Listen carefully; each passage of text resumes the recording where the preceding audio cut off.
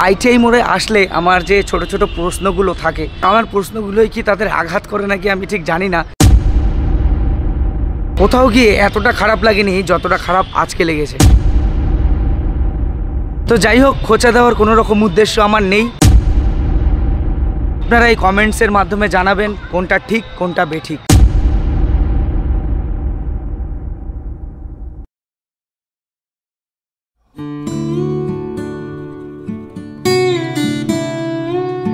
নমস্কার সবাইকে, আমি সম্রাট। আপনাদের সবাইকে স্বাগত জানাই দ্য স্যামকে ইউটিউব চ্যানেলের আরও একটি সম্পূর্ণ নতুন ভিডিওতে।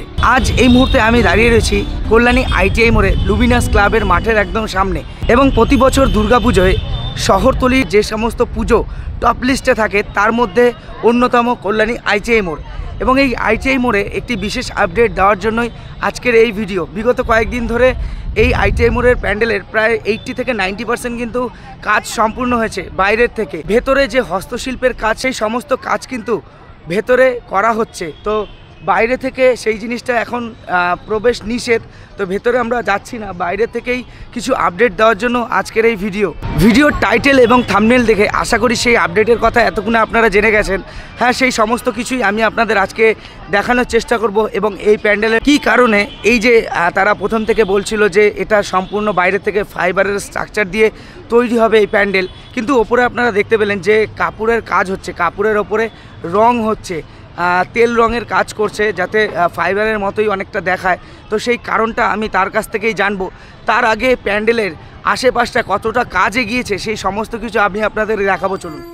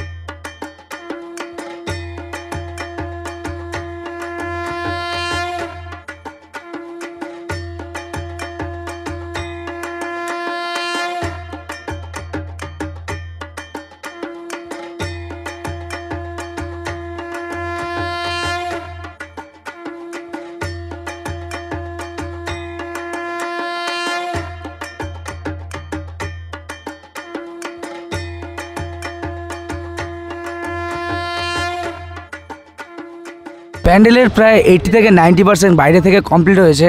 শুধুমাত্র ওপরের কাজ অনেকটাই বাকি রয়েছে। তো ওপরের কাজে কাপড় কেন, সেই বিষয়ে আমি আপনাদের সমস্ত তথ্যই দেব। এখানকার যারা কর্তৃপক্ষ রয়েছে তারা জানি না কেন ক্যামেরার সামনে এটা বলতে চাইছে না।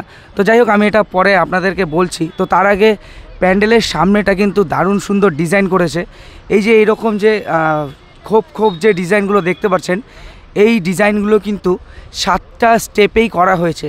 এখান থেকে 7টা স্টেপেই এই খোপ ডিজাইন করা হয়েছে এবং ওপরে প্লেন রাখা হয়েছে। এবং এই সমস্ত খোপের সামনে এই যে দেখতে পাচ্ছেন গেট, এইখানেও কিন্তু প্রায় 7টা এইরকম গেট করেছে সামনের দিকে। এবং এটা কিন্তু এন্ট্রান্সের গেট। আর বাইরেটা আমি আপনাদের বলবো আস্তে আস্তে। তো তার পাশাপাশি কিন্তু এখানে খুব সুন্দর এই প্যাঁচানো ডিজাইনগুলো করেছে। এবং প্রত্যেকটা ডিজাইনের শুরুতে এইরকম কিন্তু মূর্তি রাখা হয়েছে। এরকম এই 7টা নিচের যে লেয়ার, এই 7টা লেয়ার অবধি এই মূর্তি এবং এই নিখুঁত যে ডিজাইন, এই ডিজাইনগুলোকে কিন্তু দেখা যাচ্ছে। 7টা স্টেপের পরে সেই জিনিসগুলো নেই খুব একটা। প্লেন এই যে খোপগুলো ডিজাইন দেখতে পাচ্ছেন, এই ডিজাইনগুলো উপরে উঠে কিন্তু প্লেন হয়ে যাচ্ছে। আর এই রকম কিন্তু প্যান্ডেলটা রয়েছে। আপনারা যদি মনে করেন এটা টোটালটাই বৃত্তাকার কিন্তু নয়, এটা অর্ধবৃত্ত। এই অবধি কিন্তু এই প্যান্ডেলটা রয়েছে। সম্পূর্ণ প্যান্ডেল করতে বেশ খানিকটা জায়গার প্রয়োজন। তো সেই জায়গা কিন্তু আইটিআই মোড়ে অতটাও নেই। তো আইটিআই মোড়ে যতটা জায়গা রয়েছে, ইন ফ্রন্টে অনেকটা জায়গা রাখতে হয়, যেহেতু পাবলিক অনেকেই দর্শনার্থীরা এসে এন্ট্রি এক্সিট করতে হয়, তো সেই সমস্ত কিছুর জন্য ফ্রন্টে অনেকটা জায়গা লাগে। আর ফ্রন্টে দেখতেই পাচ্ছেন যে সামনে একটা কিন্তু ফোয়ারা রয়েছে, আর এই দুপাশ থেকেই কিন্তু এন্ট্রান্স হবে। সাধারণ পাবলিকের জন্য এই সামনেটা কিন্তু খুলে দেওয়া হয়, তো এই পাশ থেকে একটা লাইন হয়, ওই পাশ থেকে একটা লাইন আসে এবং এই রোডের এই পাশ থেকেও কিন্তু লাইন হয়। তো প্রায় 4টে লাইন কিন্তু জেনারেলের জন্য হয় এবং ঘোষপাড়া স্টেশন থেকেও কিন্তু লাইন আসে। তো জেনারেল লাইন কিন্তু এদিক দিয়ে এন্ট্রান্স, আর ভিআইপি যে লাইন সেই ভিআইপি লাইনটা কিন্তু এখানে। তো ভিআইপি এখান থেকে এন্ট্রি হয় এবং এখানে এসে সাধারণ এবং ভিআইপি সম্পূর্ণ কিন্তু এক হয়ে গিয়ে প্যান্ডেলে প্রবেশ করে এবং এই প্যান্ডেলের পেছনে কিন্তু এক্সিট পয়েন্ট রয়েছে দুটো। তো আইটিআই মোড়ে আসলে আমার যে ছোট ছোট প্রশ্নগুলো থাকে, তো সেই প্রশ্নগুলো আমি এখানকার যে কর্তৃপক্ষ রয়েছে তাদেরকে জানানোর চেষ্টা করেছি।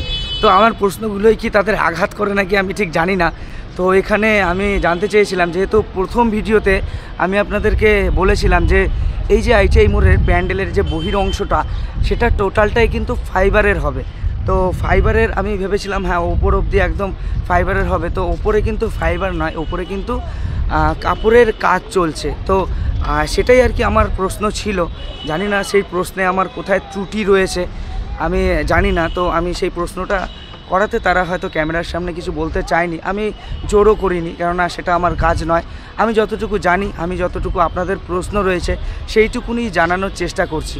তো সেই মতো অবস্থায় আমি এখান থেকে কিছু কারিগর যারা রয়েছে তাদের কাছ থেকে জেনে যেটা জানতে পারলাম সেটা হচ্ছে এই প্যান্ডেলটা কিন্তু প্রায় 150 থেকে 160-70 ফুট উচ্চতায় উঠে গেছে অলরেডি।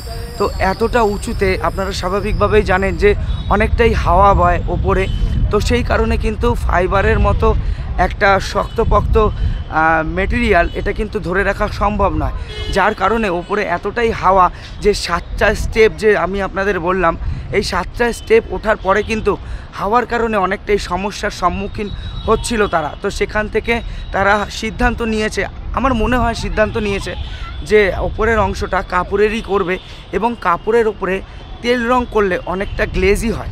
তো যার কারণে তারা এই সিদ্ধান্ত হয়তো নেক্সট টাইম নিতে চলেছে। তো যাই হোক, এই বিষয়টাই আর কি তুলে ধরার জন্য আজকের ভিডিও।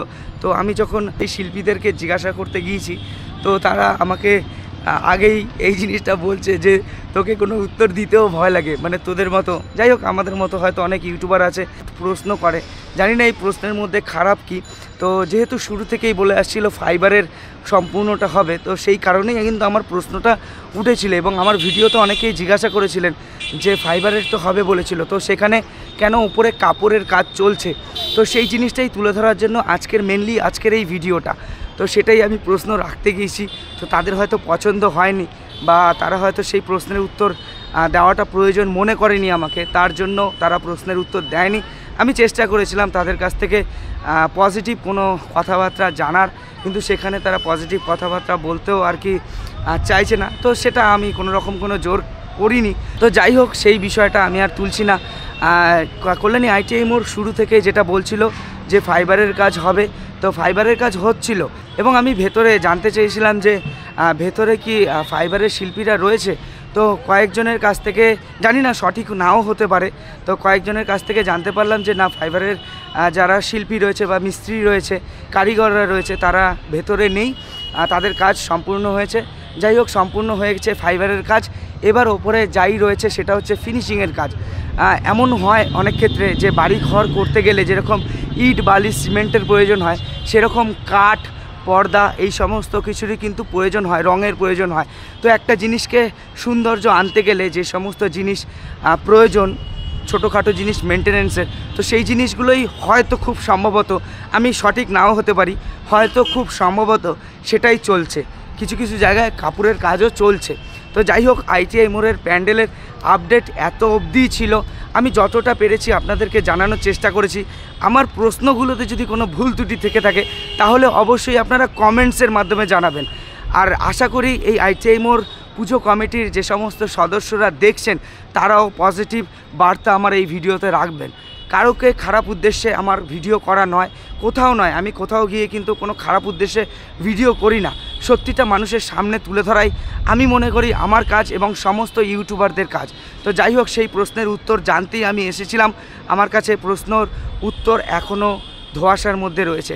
যাই হোক, কল্যাণী ITI মোড় এবছর 2025-এ সেরা তকমা পাক, এটা মন থেকে চাই, যেহেতু আমি কল্যাণীতেই থাকি।